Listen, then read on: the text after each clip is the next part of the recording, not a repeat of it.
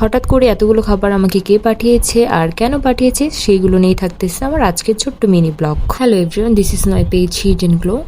আজকে গ্রাম থেকে পাঠানো হয়েছে এতগুলো দুধ আর অনেক অনেক খাবার, আর সাথে পাঠানো হয়েছে এত পাঁপড়, যেগুলো সত্যি আমি এত কিছু খাই না, বাট আমার বোন খায়। আর জানো তো, এগুলো সব কিন্তু আমাদের বাড়িতে বানানো। এখানে ছিল 2 রকমের লাড্ডু, আর এখানে ছিল সাথে একটু মিষ্টি। এখানে সবচেয়ে ইন্টারেস্টিং ব্যাপার হচ্ছে এখানকার মধ্যে আমার একটা পছন্দের খাবার ছিল, আর সেটা হলো আচার। মা সবসময় মিষ্টি আচার বানায়, বাট এটা ছিল টক, যেটা আমার খুবই খুবই খুবই ফেভারিট। সত্যি বলতে আচারগুলো তো আমি একদিনে অর্ধেক বক্স করে ফেলেছিলাম।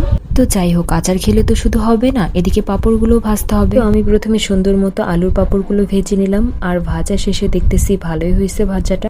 যাই হোক, অনেকদিন পর এত সুন্দর সুন্দর পাঁপড় যে বাসা থেকে পাঠাবে আমি আসলে ভাবতে পারিনি, কারণ আমি এসব পছন্দ করি না দেখে তেমন বাসা থেকে কিছুই পাঠায় না। আর বাসায় ছিল একটু বিট লবণ, ভাবলাম যে একটু বিট লবণ ছিটিয়ে দিই, তাহলে খাইতে আরো অনেক সুন্দর লাগবে। তো যা ভাবা তাই কাজ।